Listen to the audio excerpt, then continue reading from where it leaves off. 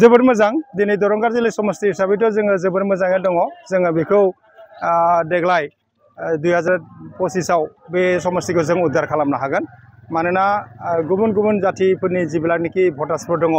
बा दैदेनगिरिफोर दङ गासैबो फैनानै जोंनि इउपिपिएल दोलोआवनो हाबफैजोब्बाय आरो बिथांमोना खामानि मावगासिनो दङ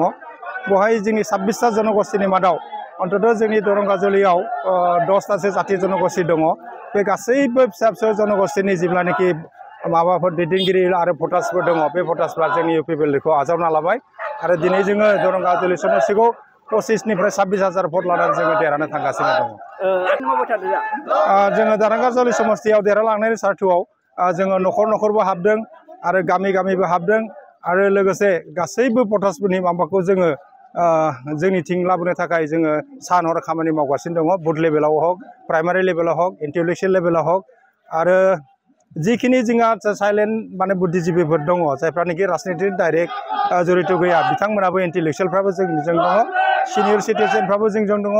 दा गुबुन गुबुन माहारिया मथथे जोंखौ दिनै ओरैबायदि आजावना लादों जों भाबिना मोनाखै दा दिनैनि माइनरिटिया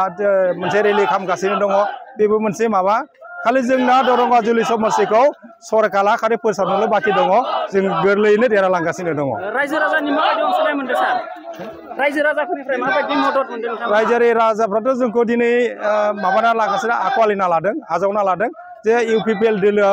देरहालांगोन प्रमद बर'आनो चिफ जानांगोन बे सार्थआव जोङो खामानि मावगासिनो दङ आरो बे जोंनि तामुलपुर जिल्ला हिसाबै मोनबा समष्टि दङ बे मोनबा समष्टियावबो जोङो गोरलैयैनो देरहालांगासिनो दङ